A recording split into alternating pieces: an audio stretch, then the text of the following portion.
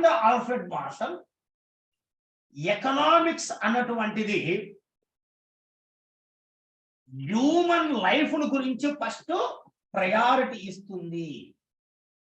వేరాజ్ Adam Smith told that human life, human welfare may be secondary.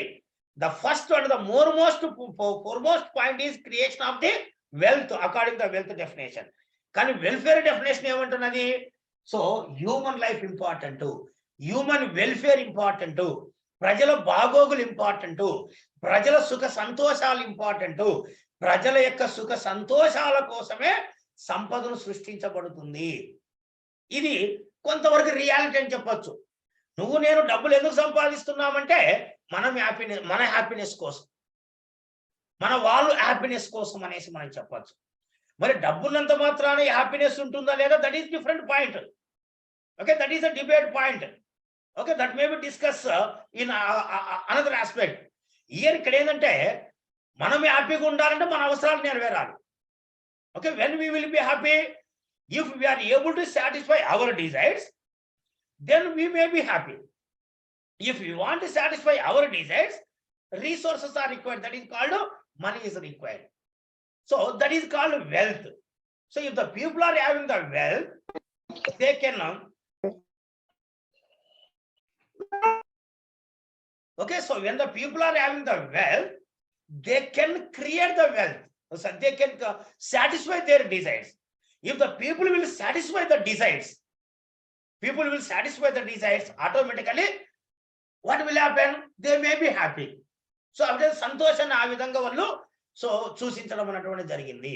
So కాబట్టి ఇక్కడ మన సంతోషం కోసమే డబ్బులు కావాలి, మన సంతోషం కోసమే వనరులు కావాలి, మన సంతోషం కోసమే సంపద కావాలి అనే పాయింట్ ఆల్ఫ్రెడ్ మార్షల్ చెప్పాడు.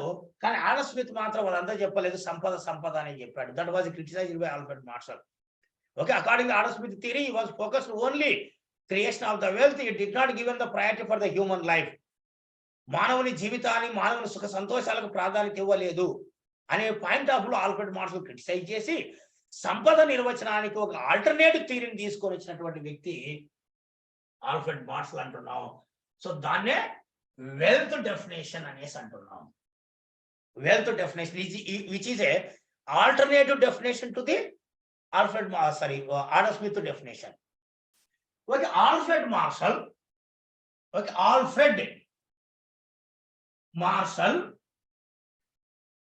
in 1890, please remember, in 1890, Alfred Marshall in 1890, he was the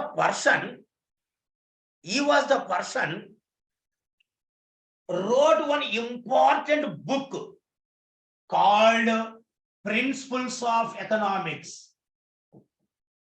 Okay, Principles of Economics. ఇది ముఖ్యంగా.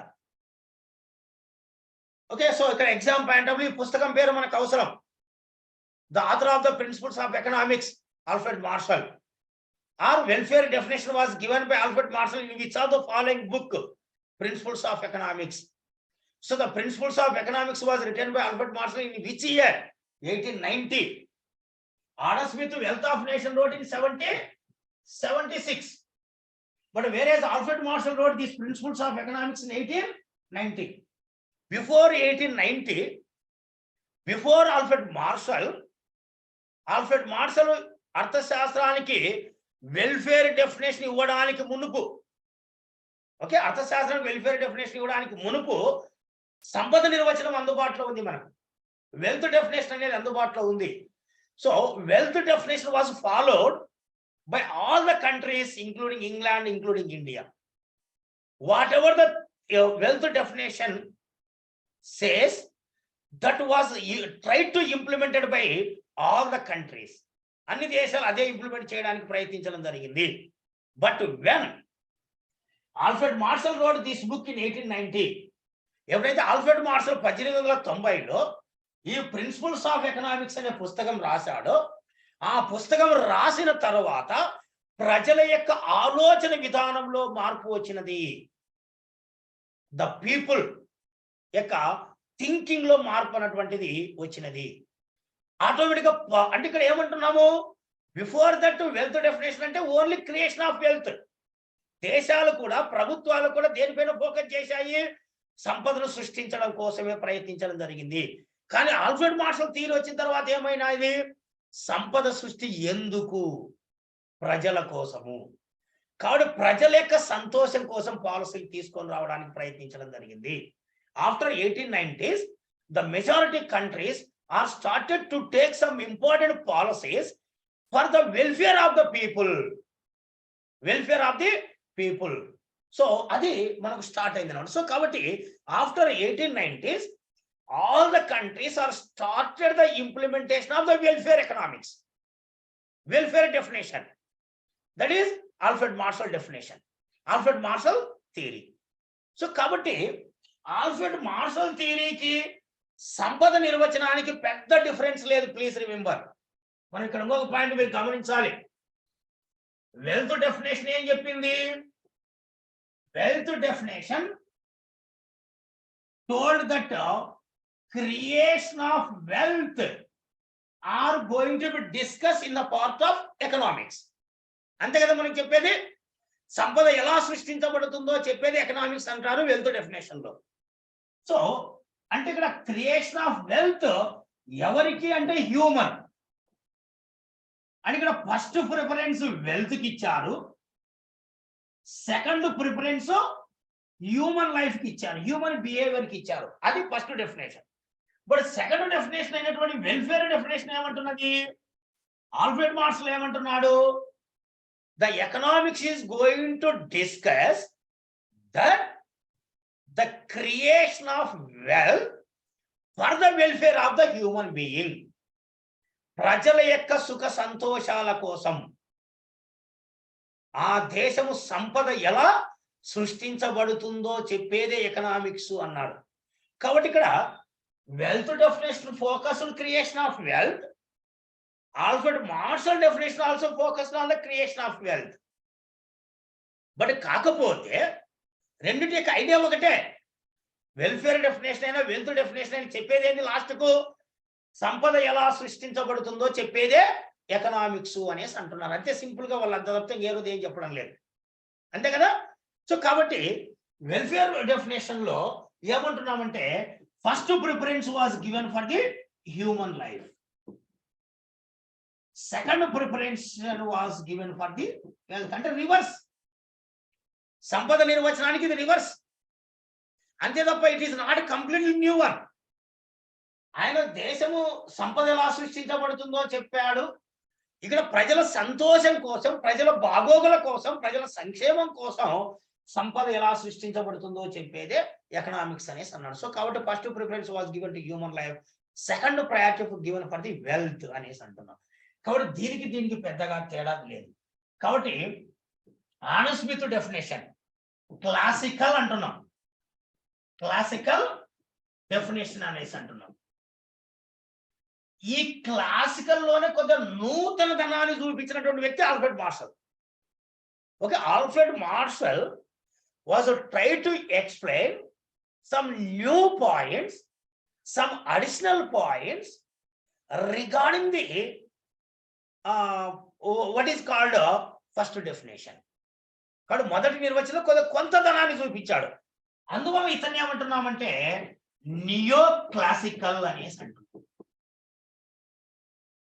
ఓకే, నియో క్లాసికల్ అనేసి పేర్కొంటున్నాం. Father of classical economics Adam Smith అంటే father of neo classical economics అనేసి Alfred Marshall అంటారు. ఇద్దరు classical ఎకనామిక్స్లే.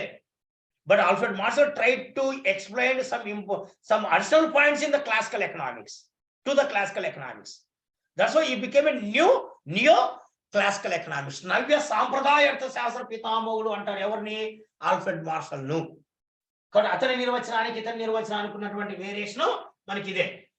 So here whenever we are talking about this one wealth definition, so economics as a science of wealth which studies the process of production, consumption.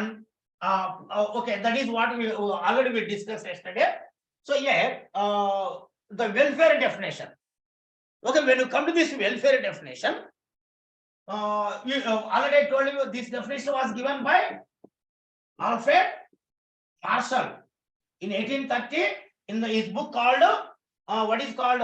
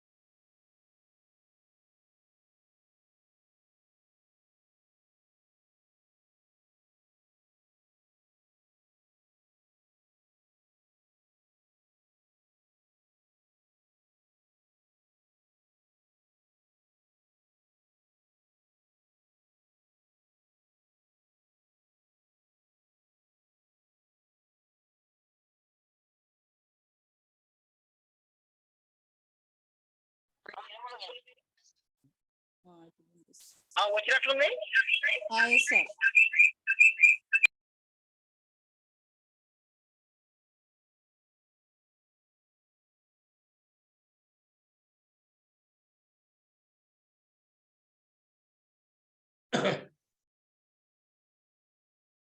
Okay. So sorry friends. Okay, welfare definition.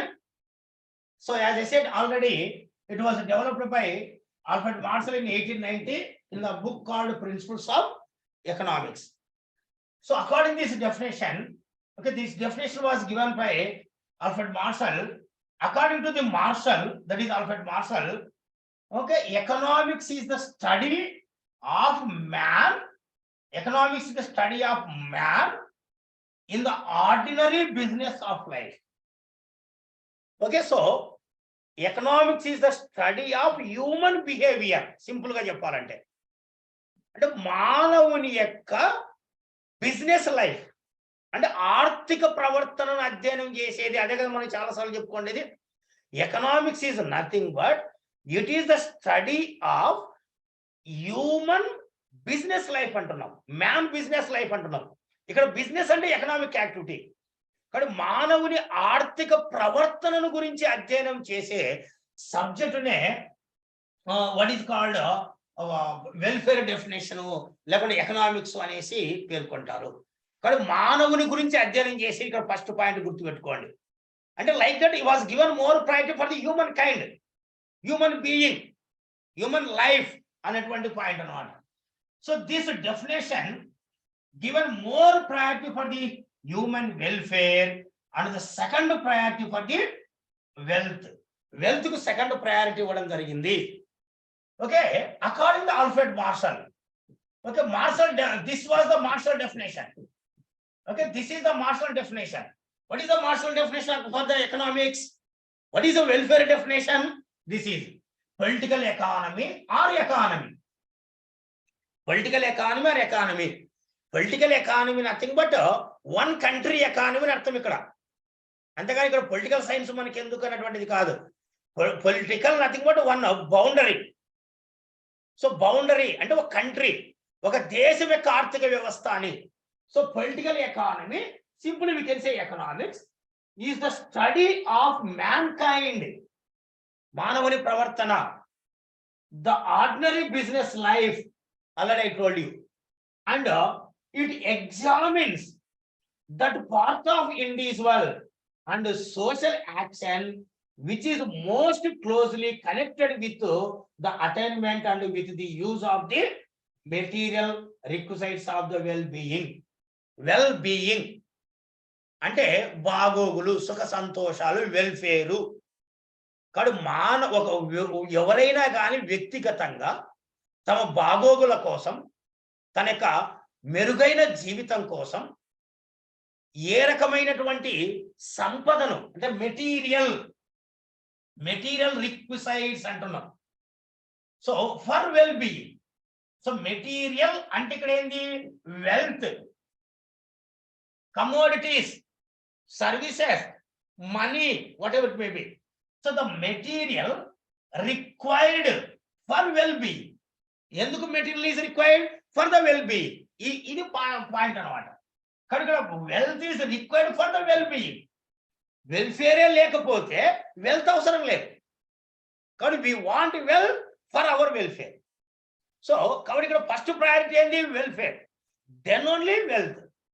But well-being is the first priority and material is the second priority. Well-being nothing but welfare, material is nothing but wealth. So material, that is wealth, is not a end, not a end nothing but want, end nothing but desire, end nothing but necessaries. end అంటే కోరికలు అని అర్థం. కాబట్టి wealth is not a end. సంపద అనేది మన కోరిక కాదు, డబ్బులు అనేది మన కోరిక కాదు. డబ్బులు అనేది మన కోరికలు తీర్చే ఒక సాధనమే. That's why wealth is not a end, is the means of end.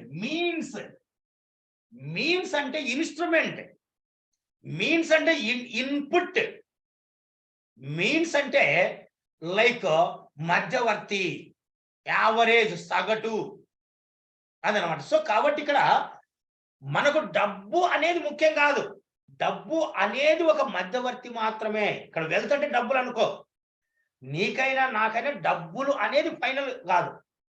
డబ్బులు సంపాదించిన తర్వాత మన కోరికలు తీర్చుకుంటాం చూడండి, అది final. So that's why here wealth is not a final end, final desire.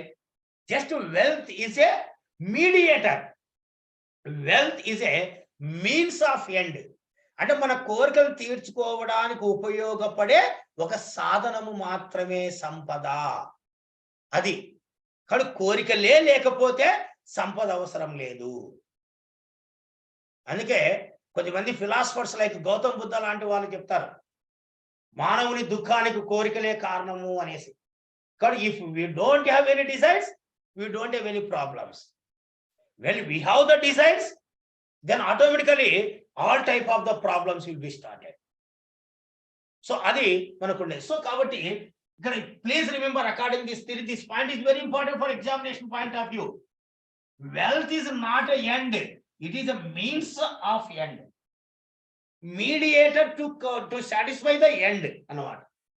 So that's why the first place for the human being, based on these statements we can say that the first statement was given for the human being and his welfare, and the second priority for the wealth. or first priority ఇచ్చినది మానవుని యొక్క life, మానవుని యొక్క ప్రవర్తన, అతని సంతోషం, అతని సంక్షేమం. సెకండ్ ప్రయారిటీని వెల్త్. అలా ఈ నిర్వచనం అన్నటువంటిది మనకు వచ్చింది. Along with Alfred Marshall, some of the important people like Edwin Kennan, okay, some of the people like Edwin Kennan and A.C. Pigou and William Beveridge. So these are the people also try to define the given for the economics in the name of the welfare.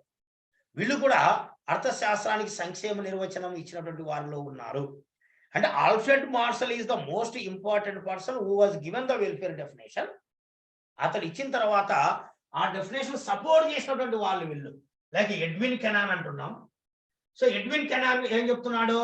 It is the explanation of general causes on which the material welfare of human being depends. Material అంటే again wealth, so for human welfare, wealth is required for the human welfare. అదే కదా అతను చెప్పిండేది, ఇతడు simple గా చెప్పేశాడు. Beverage అతను answer చెప్పాడు, human beings to satisfy the material needs. Material అంటే సంపదతో మన అవసరాలను తీర్చుకోవడమే ఎకనామిక్స్. కానీ ఈ told that wealth is a means of end. అది A.C. Pigou told that the range of our inquiry becomes restricted to that part of social welfare which can be brought directly or indirectly into the relationship with measuring the rod of money. ద్రవ్యంతో మన అవసరాలు తీర్చుకోవడమే. Simple గా exam point of లో ఇక్కడ మూడు పాయింట్లు గుర్తుపెట్టుకోండి. Alfred martial ఇచ్చిన నిర్వచనాన్ని like beverage, A.C. Pigou, Edwin Canaan, they were supported. వీళ్ళందరి మీనింగ్ ఒకటే, సంపద ద్వారా మానవుని యొక్క అవసరాలు తీర్చుకొని సంక్షేమంగా ఉంటారు, సింపుల్ గా చెప్పేది. సో కాబట్టి the wealth is the means of end, simple గా చెప్పాలంటే మధ్యవర్తి అనేసి అంటున్నారు. సో అది కొద్దిమంది క్రిటిసైజ్ చేశారు వెల్ఫేర్ డెఫినేషన్ ను. ఓకే, వెల్ఫేర్ డెఫినేషన్ ను క్రిటిసైజ్ చేసినటువంటి వ్యక్తులలో రాబిన్ అనేటువంటి వ్యక్తి అతి ప్రధానమైనటువంటి వ్యక్తి. లియోనల్ రాబిన్ అంటాం. He was the most important person who criticized the welfare definition. Welfare definition criticise చేసి ఈయన కొత్త డెఫినేషన్ చెప్పాడు. ఇది స్కేర్సిటీ డెఫినేషన్. దీన్నే కొరత నిర్వచనం అంటున్నాం. Very important for economics. Economics యొక్క స్కోప్, నేచర్ అంతా చేంజ్ అయింది ఈ డెఫినేషన్ వచ్చిన తర్వాత. Before scarcity definition the economics was only limited. మానవుని కోరికలు, సంపద, ఈ రెండు మధ్య కొట్టిమిట్టాడుతున్నది. But when the concept of the scarcity definition was started, the economics the scope was వైడెడ్. అర్థశాస్త్రం యొక్క పరిధి, దాని పరిమితులు విపరీతంగా స్ప్రెడ్ కావడం జరిగింది, విపరీతంగా ఎక్స్పాండ్ కావడం అనేటువంటిది జరిగింది. సో కాబట్టి ఈ కొరత నిర్వచనాన్ని చెప్పినటువంటి వ్యక్తి ఎవరు అంటే లియోనల్ రాబిన్స్. కొరత నిర్వచనాన్ని ఇచ్చిన వ్యక్తి Lionel Robbins. He was the person who wrote the book in 1932, that is an essay on the nature and significance of economic science. ఇది బుక్. మనకు 1776లో ఆడమ్ స్మిత్ వచ్చాడు. 1890లో ఆల్ఫ్రెడ్ మార్షల్ వచ్చాడు. 1932లో లియోనల్ రాబిన్స్ వచ్చాడు. ఈ పాయింట్స్ మనకి చాలా important. Wealth of nation 1776, principles of economics in 1890, and in 1932 it is called an essay on the nature and significance of economic science. So this book was written by Leonel Robbins. అంటే నేను ఏం చెప్తున్నానంటే, before Alfred martial definition all theories were followed by all countries followed all Adam Smith theories. 1890 వరకు Adam Smith చెప్పిన theories అన్ని దేశాలు పాటించాయి. తర్వాత martial theories పాటించారు. ఎప్పటి వరకు? మార్షల్ థియరీ ఆల్మోస్ట్ 1930s వరకు పాటించారు. 1930s వరకు. We know that when there was a great economic crisis in 1930s, the world wide, ప్రపంచవ్యాప్తంగా వచ్చింది. అప్పటి నుంచి ప్రజలు డిఫరెంట్ గా ఆలోచించడం మొదలుపెట్టారు. కాబట్టి ఆ క్రైసిస్ తర్వాత వచ్చినటువంటి అనేక మంది ఆర్థికవేత్తలలో is also one of the important person. Okay, Alfred Marshall థియరీని క్రిటిసైజ్ చేస్తూ డెవలప్ అయినటువంటి అనేక మంది ఆర్థికవేత్తలు ఉన్నారు. JM Keynes one of the most important person. Like is also one of the important person is called Lionel Robbins. కాబట్టి ఆర్థిక మాంద్యం తర్వాత వచ్చినటువంటి ఆర్థికవేత్త లియోనల్ రాబిన్స్. సో అతని బుక్ అయినటువంటి an essay on the nature and significance of economic science అనేటువంటి పుస్తకంలో, in that book he was given new definition for economics. The definition was called scarcity. అక్కడ మనకు చెప్తాం. ఈరోజు మనం ఎకనామిక్స్ లో ఏదైతే మనం చెప్పుకుంటున్నామో, whatever the things we're discussing today in economics, base ఇదే బేస్. మనకు అక్కడ ఏమంటారంటే, మానవునికి అనేక కోరికలున్నాయి. There are unlimited desires, but to satisfy the desires, resources are required. They are very, very limited. అదే స్కేర్స్ అంటున్నాం. స్కేర్సిటీ అంటున్నాం. స్కేర్సిటీ అంటున్నాం. ఓకే, కానీ మానవుని కోరికలు విపరీతంగా ఉన్నాయి. నీకు నాకు అనేక కోరికలు ఉన్నాయి. కానీ కోరికలు తీర్చుకోవాలంటే ఏం కావాలి? డబ్బులు కావాలి. దాని వనరులు అంటున్నాం. ఆ వనరులు ఎలా ఉన్నాయి? చాలా తక్కువగా ఉన్నాయి. సో కాబట్టి ఇక్కడ economics is going to dealing that how this limited resources are going to allocate to satisfy this unlimited desires are going to be explaining the economics అంటారు. మానవునికి అనేక కోరికలు ఉన్నాయి, కానీ వాటిని తీర్చే సాధనాలు పరిమితంగా ఉన్నాయి, లిమిటెడ్ గా ఉన్నాయి. ఆ లిమిటెడ్ రిసోర్సెస్ తో ఆ అపరిమితమైనటువంటి కోరికలు తీర్చుకోవడానికి ఎలా ప్రయత్నం చేస్తాడో చెప్పేదే ఎకనామిక్స్ అనేసి అంటారు. సో కాబట్టి economics is the science, according to Robbins, economics is the science which studies the human behaviour as a relationship between end అంటే ఏంది? Want, desires and scarce. Scarce అంటే తక్కువ, లిమిటెడ్. మీన్స్ అంటే ఏంది? అలానే మీకు చెప్పాను, resource, limited resources which have alternative uses. Okay, ఇక్కడ మీకు ఒక చిన్న ఎగ్జాంపుల్ చెప్తాను. మీ దగ్గర 100 రూపాయలు ఉన్నాయి. This is called your resources. Okay, me resources ఇవి. మీ దగ్గర 100 రూపాయలు ఉన్నాయి, అది రిసోర్స్ అనేసి అంటున్నాం. ఓకే, అయితే మీకున్నటువంటి కోరికలు ఏంటంటే వాంట్.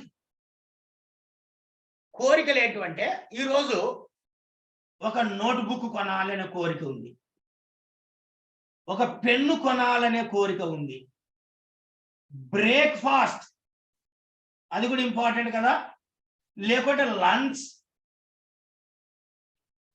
లేకుంటే మూవీ చూడాలనే కోరిక ఉంది.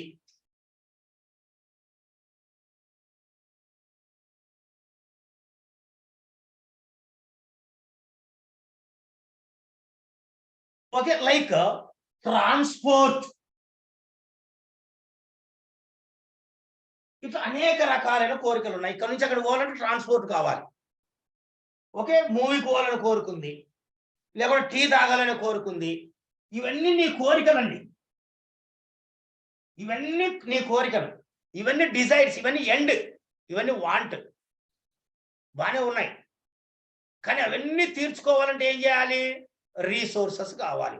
అది ఎంత ఉంది నీ దగ్గర? కేవలం 100 ఉంది. నీ దగ్గర 1000 రూపాయలు డబ్బులు ఉన్నాయనుకో, suppose you have 1000 rupees with you, you can satisfy all these desires, there is no problem. అంటే ఎటువంటి సమస్య లేదు నీకు నాకు. నీ దగ్గర డబ్బులు ఉన్నాయి, నీకు అవసరాలు ఉన్నాయి, తీర్చుకున్నావు, ఇబ్బంది లేదు. కానీ ఇక్కడ పాయింట్ ఏంది? డబ్బులు తక్కువ ఉన్నాయి, అంటే లిమిటెడ్ రీసోర్సెస్ ఉన్నాయి. దీనికి అనేక ఉపయోగాలు ఉన్నాయి, దాంతో అనేక పనులు ఉన్నాయి. Can you satisfy all these desires with this limited money? No. Then ఏం చేస్తాం అప్పుడు? అన్ని తీర్చుకోవాలని కుదరదు, కాబట్టి కొన్నే తీర్చుకోగలవు. అప్పుడు ఏం చేస్తావు నువ్వు? దీంట్లో ఏది ఇంపార్టెంటో దాన్ని సెలెక్ట్ చేసుకోవడానికి ప్రయత్నిస్తావు. అప్పుడే మనకి ఏమంటాము? ప్రయారిటీ అనే పదం వస్తుంది. దీన్నే ఏమంటాము? చాయిస్ అంటాం. ప్రాముఖ్యత, ప్రయారిటీ, చాయిస్ అనే పాయింట్ వస్తుంది. కానీ ఇక్కడ 3 పాయింట్లు ఇంపార్టెంట్ ఈ థియరీలో. Unlimited desires, limited resources, that's why we're going for the priority. దాన్ని చాయిస్ అనేసి అంటున్నాం. అది ఈ డెఫినేషన్ లో ఉన్నటువంటి పాయింట్. ఓకే, ఈ డెఫినేషన్ లో ఉన్నటువంటి పాయింట్ మనకు అది. సో కాబట్టి here when we are talking about this one,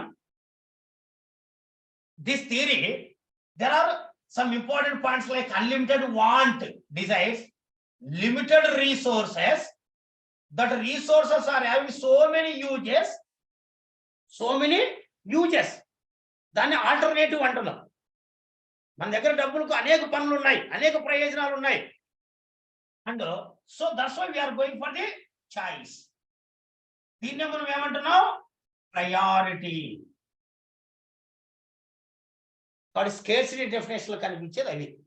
so కాబట్టి ఇందాక మీకు చెప్పిన వాటిలో ఆ 100 రూపాయలతో can you satisfy all the desires? No. కాబట్టి దీంట్లో ఫర్ ఎగ్జాంపుల్ నోట్బుక్ ఇంపార్టెంట్ అనుకున్నారు అనుకోండి, నోట్బుక్ కొన్నారు, బ్రేక్ఫాస్ట్ చేశారు, క్లాస్ పోవడానికి ట్రాన్స్పోర్ట్కి, ఈ 3టికి డబ్బులు అయిపోయినాయి అని అనుకుందాం. అంతే. మిగతాటువంటి ఏం చేస్తున్నాము? వదిలేసుకుంటున్నాం. Why?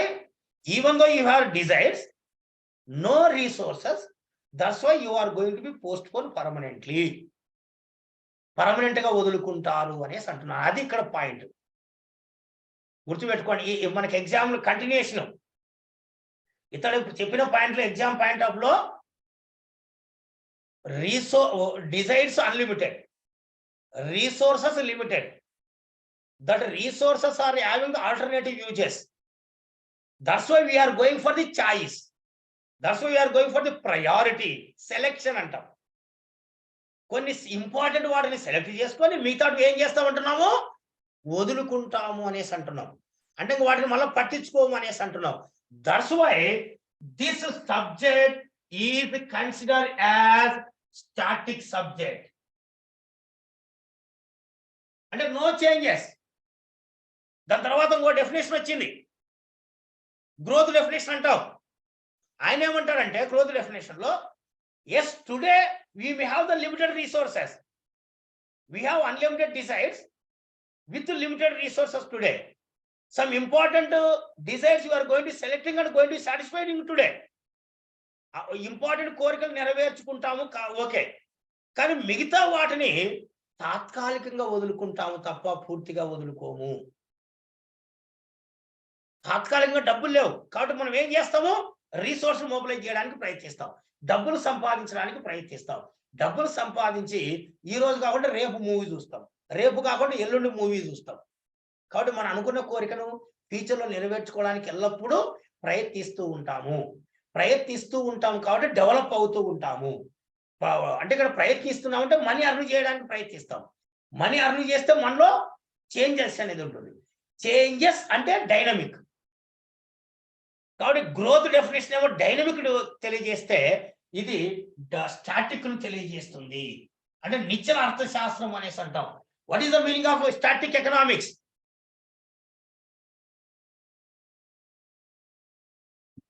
Okay, what is called static economics? Okay, static economics, nothing but the economics which is are not going to be changed. Stagnation. అది మనం చూసేది.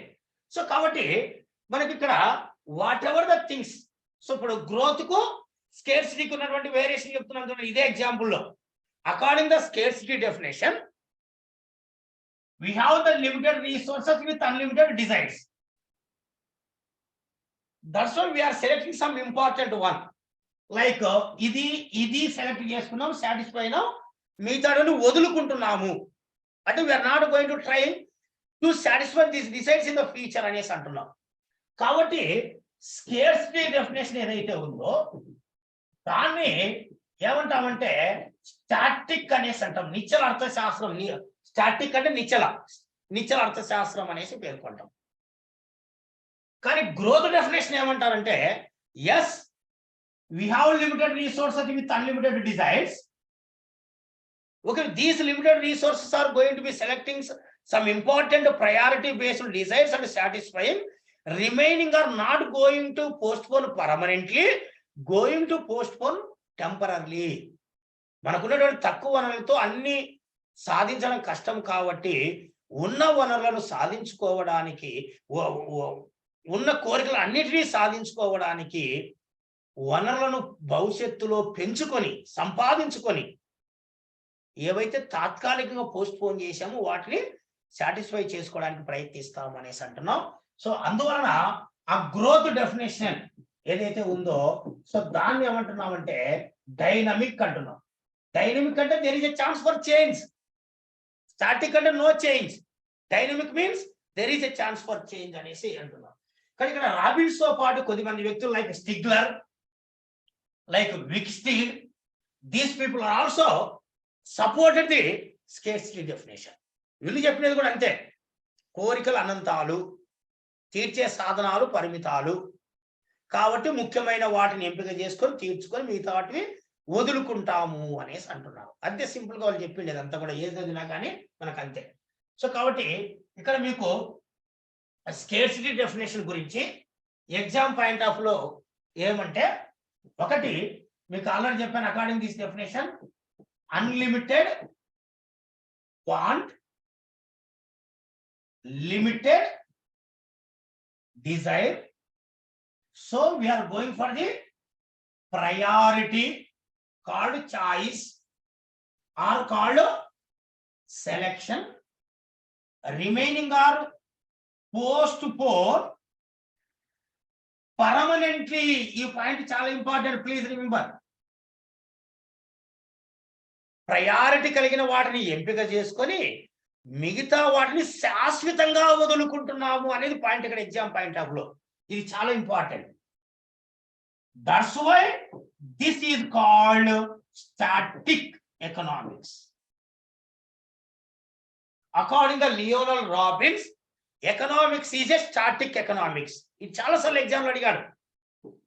Economics is a static economics according the Lionel Robbins, according the scarcity definition. So ఈ 4 పాయింట్లు, ఈ 5 పాయింట్లు exam లో గుర్తుపెట్టుకోండి. మనం ఎంత చదివినా కానీ ఎగ్జామ్ లో కొన్ని పాయింట్లు important. Okay, try to focus on these points. That's all. ఈ పాయింట్లు మొత్తం ఎక్స్ప్లెయిన్ చేస్తుంది. ఓకే, వై మీకు ఎగ్జామ్ ఇలా అడిగాడు question, why according the Lionel Robbins why economics is a static అన్నాడు అనుకోండి, ఏమని చెప్పాలి మనము? According the Lionel Robbins, the priority based desires are going to satisfying with limited resources and remaining desires are going to postpone permanently. That means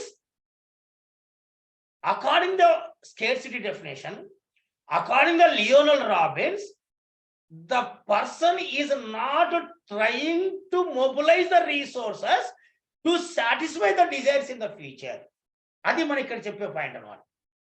కానీ భవిష్యత్తులో వ్యక్తులు ఏదైతే post phone చేసుకున్నామో దాన్ని సాధించడానికి, దాన్ని సంతృప్తి పడడానికి, వనరులను పంచుకోవడానికి ప్రయత్నం చేయడం లేదు.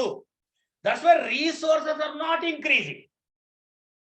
Since according this theory, since resources are not increasing, it is called dynamic. So కాబట్టి దీనికి కంటిన్యూషన్ గా మనం 6th పాయింట్ ఏమని చెప్తామంటే, సిన్స్ resources, okay, since resources are not mobilized, are not increased, resources are not increasing, not mobilizing, that's why it is called static. Simple గా ఈ 6వ పాయింట్ గుర్తుపెట్టుకుంటే అంతే. మీకు ఎగ్జామ్ ఈ స్టోరీ అంత ఏం అవసరం లేదు. మీకు ఆబ్జెక్టివ్ పాయింట్ ఆఫ్ వ్యూలో ఈ 6 పాయింట్ ఎక్స్ప్లెనేషన్ చేసుకో కెపాసిటీ వస్తే, స్కేర్సిటీ డెఫినేషన్ గురించి మీరు ఏమడిగిన ఎగ్జామ్లో రాస్తారండి. మనం ఎంత సోది చెప్పుకున్నా కానీ చివరికి ఈ పాయింట్ ఇంపార్టెంట్. బట్ ఈ పాయింట్లు ఎలా అడుగుతాడో తెలియదు. అందుకోసం ఆ స్టోరీ అంతా మనం అర్థం చేసుకోవాలి. మరి ఈ 6 పాయింట్లు నీ చేతిలో ఉంటే you can write any answer regarding the scarcity definition. Okay, now so already మీకు చెప్పాను గ్రోత్ డెఫినేషన్. గ్రోత్ డెఫినేషన్ గురించి చెప్పండి Paul Samuelson, one of the important economist Paul Samuelson. ఈయన చెప్పినది ఏంటంటే ఒకటే. సో అకార్డింగ్ దిస్ డెఫినేషన్, అక్కడ ఎంత స్టోరీ ఉన్నా, సెంటెన్స్ ఉన్నా, మనకు కావాల్సింది పాయింట్లు. ఎగ్జామ్ పాయింట్ ఆఫ్ లో ఏమంటున్నాడు? ఎస్, అన్లిమిటెడ్ డిజైర్స్ అంటే ఇది వాంట్స్, అన్లిమిటెడ్ డిజైర్స్ లేదా వాంట్స్ అంటున్నారు. రెండోది yes, he accepted scarcity definition somewhat, limited resources, but here also there is a priority, but the remaining, okay, remaining desires, priority desires based on the availability of the resource are going to consuming by the consumer at now. తన దగ్గర ఎన్ని వనరులు ఉన్నాయో అంత వనరులకు సమానంగా present తన వద్ద ఉన్నటువంటి కోరికలను తీర్చుకోవడానికి ప్రయత్నించడం జరుగుతుంది. అంతవరకు ఓకే. కానీ remaining desires postpone temporarily, ఇది పాయింట్ మనకి ఇక్కడ. స్కేర్సిటీ డెఫినేషన్ ప్రకారం ఏమో remaining desires are going to postpone permanently, శాశ్వతంగా వదులుకుంటున్నారు. కానీ ఇక్కడ ఈ డెఫినేషన్ ఏం చెప్తున్నది? ప్రయారిటీ బేస్డ్ పైన తనకున్న అందుబాటులో ఉన్న ప్రకారం ప్రయారిటీ బేస్డ్ పైన కోరికలు తీర్చుకుంటాడు.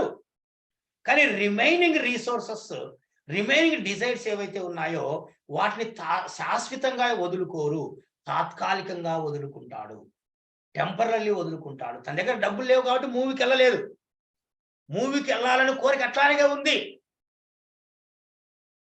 ఓకే, పెన్ను కొనాలని కోరిక అలానే ఉంది, డబ్బులు లేవు కాబట్టి కొనలేదు. కాబట్టి ఏం చేస్తాడు? డబ్బులు సంపాదించుకోవడానికి ప్రయత్నిస్తారు. అంటే ఇక్కడ ఏమంటున్నాము? Resources will try to mobilise,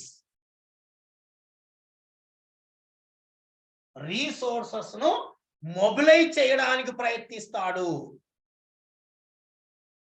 కాబట్టి రీసోర్స్ మొబిలైజ్ చేసుకొని సంపాదించుకొని అర్న్ చేసుకొని రేపో ఎల్లుండో 1 month తర్వాతనో 1 year తర్వాతనో 10 years తర్వాతనో ఎప్పుడోసారి ఖచ్చితంగా తను ఏ డిజైర్ అయితే అనుకున్నాడో ఆ డిజైర్ ను సాటిస్ఫై చేసుకుంటాడు. కాబట్టి ఇక్కడ resources are increasing, resources are changing. Since the resources are changing, it will explain the dynamic concept. Okay, చలన అర్థశాస్త్రం అంటాం, డైనమిక్ ఎకనామిక్స్ అంటాం. చలన అర్థశాస్త్రం, dynamic economics is nothing but it is the economics or going to B change. కాబట్టి మార్పుకు అవకాశం ఉంది, ఇక్కడ మారడానికి అవకాశం ఉంది. కానీ చేంజ్ కావడానికి అవకాశం ఉన్నది కాబట్టి so this is known as the dynamic economics అంటున్నాం. కానీ according the growth definition so it is called dynamic economics అనేసి అంటున్నాం. సో అది మీరు ఎగ్జామినేషన్ పాయింట్ ఆఫ్ లో గుర్తుపెట్టుకోండి. Okay, so in the examination point of view, so what is the sixth one? It is called dynamic economics. According to the growth definition, economics is a dynamic economics. According to Paul Samuelson, economics is a dynamic economics. Economics అనేది ఒక dynamic economics అనేసి అంటున్నాం. So కాబట్టి అదే మనకి ఇక్కడ ఉండే story. Economics is the study of how men and society అంటే పీపుల్ ప్రజలు ఎండ్ అంటే want desires end up choosing with or without the use of money to employ scarce of productive resources which could have alternate uses to produce various commodities over time and distribute them for consumption now or in the future. ఇప్పుడు కావచ్చు, భవిష్యత్తులో కావచ్చు. ఇప్పుడు తన దగ్గర ఉన్నటువంటి వనరులు ఇప్పుడు కొన్ని సాటిస్ఫై చేసుకుంటారు, రిమైనింగ్ భవిష్యత్తు కోసం ప్రయత్నిస్తాడు, డబ్బులు సంపాదించుకొని భవిష్యత్తులో సంపాదించుకోవడానికి ప్రయత్నిస్తాడు. In our future among the various people and groups of the society it analysis the benefit of the improving the patterns of the resources allocation. ఇదంతా అవసరం లేదు, దాని మీనింగ్ ఒకటే. ఇది మీనింగ్, ఈ 6 పాయింట్లే వాటి యొక్క మీనింగ్. ఓకే, ఈ 6 పాయింట్లే ఉండేది, ఏమీ లేవు. సో ఇవి మీకు ఈ గ్రోత్ డెఫినేషన్ అన్నటువంటి కాన్సెప్ట్ లో మనం చెప్పుకునేది. ఓకే, ఈ విధంగా ఎకనామిక్స్ అన్నటువంటిది are going to be study in the different perspective. అది ఒక డెఫినేషన్ మాత్రమే. ఇవి డెఫినేషన్ లో అన్నటువంటిది మనం ఒకసారి పరిశీలిస్తే, okay,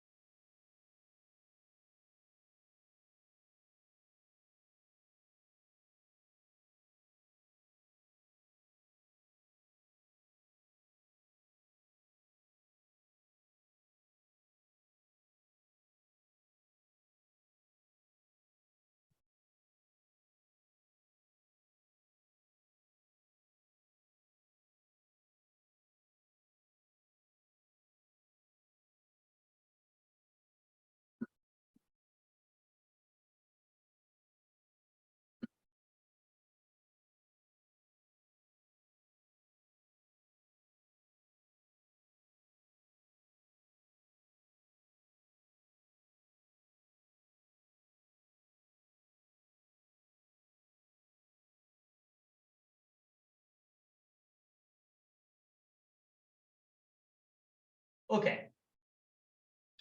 okay just it is not completed hour syllabus. Okay, just ఒక 2-3 క్వశ్చన్స్ మనం చూద్దాం. ఎందుకంటే మీరు ఆల్రెడీ ఎకనామిక్ స్టూడెంట్స్ కాబట్టి క్లాస్ అయిపోయిన దానిపైనే డిస్కషన్ చేయాలన్నటువంటిది కాదు, ఓవరాల్ సబ్జెక్ట్ పైన. Okay, like for the discussion అన్నటువంటిది ఓన్లీ కంటిన్యూగా క్లాస్ చెప్పుకుంటూ పోతే మనకు అది మీకు బోర్ కొట్టచ్చు. అప్లికేషన్ ఓరియంటేషన్ కావాలి. అలాగని క్వశ్చన్స్ డిస్కస్ చేద్దామంటే మనకు లిమిటెడ్ సిలబస్ అయింది కాబట్టి కొన్ని మీకు బాగా తెలిసినటువంటి పాయింట్లు తీసుకున్నాం. సో ఇక్కడ question is like this: when the price of a substitute of commodity X falls then the demand for the X will be. చెప్పండి ఆన్సరు, చాట్ బాక్స్ లో చెప్పండి.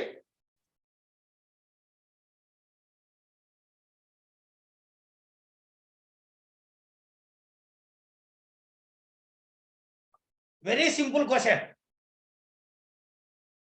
When the price of substitute of commodity X falls, then the demand for X. తెలుగులో చెప్పాలంటే మనకు X, okay, X commodity అంటే X వస్తువు యొక్క ప్రత్యామ్నాయం సబ్స్టిట్యూట్ గుడ్ అంటే ఇది ప్రత్యామ్నాయ వస్తువు కదా. ప్రత్యామ్నాయ వస్తువు ధర ఏమైంది? తగ్గింది అంటున్నారు. తగ్గింది అనేసి అంటున్నారు. Okay, then demand for X అయితే డిమాండ్ ఫర్ ఎక్స్ వాట్ ఏమవుతుంది అంటున్నారు. అది rise rise rise. Okay, so అందరూ కూడా రైజ్ అంటున్నారు. సో ఎక్స్ వస్తువు యొక్క ధర తగ్గింది. ఇక్కడ మనకు చూడండి, మీకు X substitute goods. So what are the example for substitute goods? We can say coffee and tea are the substitute goods. Okay, take example, coffee is a X commodity and tea is a Y commodity. ఇక్కడ ఏమంటున్నాము? X వస్తువు యొక్క ప్రత్యామ్నాయ వస్తువు ధర తగ్గింది అంటే why వస్తువు యొక్క ధర తగ్గింది అంటున్నాం. టీ ధర తగ్గింది అనేసి అంటున్నాం.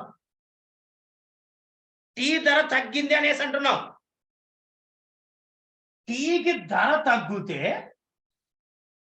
కాఫీకి డిమాండ్ ఏమవుతుంది? అది క్వశ్చన్. ఇప్పుడు this is the X, this is the Y. మీకు బాగా తెలుసుది. This is the X, this is the Y. Sentence ఏంది? When the price of a substitute of commodity X falls. Okay, X వస్తువు యొక్క ప్రత్యామ్నాయ వస్తువు ఇక్కడ ఏంది? టీ అంటే వై ధర తగ్గింది. వై ధర తగ్గింది. We're not saying that X commodity decrease. X ధర తగ్గిందని లేదు నేను. ఎక్స్ వస్తువు యొక్క ప్రత్యామ్నాయ వస్తువు ధర తగ్గింది అంటే వై వస్తువు యొక్క ధర తగ్గింది. Then my question is what is the demand for coffee? ఇప్పుడు అందరూ ఫాల్స్ అంటున్నారు. అందరూ ఫాల్ అంటున్నారు. ఇప్పుడు ఇంతకుముందు రైజ్ అన్న వాళ్ళు ఇప్పుడు ఫాల్ అంటున్నారు. అది లాజిక్. ఓకే, అంటే మీకు అక్కడ క్వశ్చన్ చూసి మీరు వెంటనే మోసపోదండి. మీరు ఎవరైతే రైజ్ అన్నారో మీరు నేను ఎక్స్ప్లెనేషన్ ఇస్తేనే ఫాల్ అన్నారు మీరే అంటున్నారు. చాలా వరకు ఫస్ట్ రైజ్ అన్నారు, మళ్ళీ మీరే ఫాల్ అంటున్నారు. అంటే సబ్జెక్ట్ అర్థం కాకపోతే మనం ఏం చేస్తున్నాం? సబ్జెక్ట్ అర్థమైతే మనం ఏం చేస్తున్నాం? క్వశ్చన్కు ఒక్కసారి బదులు 2 సార్లు చదవండి, అర్థం చేసుకోండి. దాంట్లో పెద్ద ఇంగ్లీష్ కూడా ఏమీ లేదు. నేను ఫస్ట్ సరే ఇంగ్లీష్ ఓకే రాదు అనుకుంటున్నాను, తెలుగులో చెప్పాను క్వశ్చన్. తెలుగులో క్వశ్చన్ చెప్పినా కానీ మీరు ఏమన్నారు? రైజ్ రైజ్ అన్నారు. ఇది ఎగ్జాంపుల్ చెబితే అప్పుడు ఫాల్ అంటున్నారు మీరు. చూడండి ఎంత సింపుల్. మీకు తెలియదు కాదు, ఇది తెలుసు, కానీ అప్లై చేయడం లేదు మైండ్. మైండ్ చేస్తే మీకు ఆన్సర్ వచ్చేసింది. ఓకే, అది ఎకనామిక్స్ అన్నటువంటిది. అర్థమైతే ఎకనామిక్స్, అర్థం కాకపోతే అది ఏందో మనకే తెలియదు.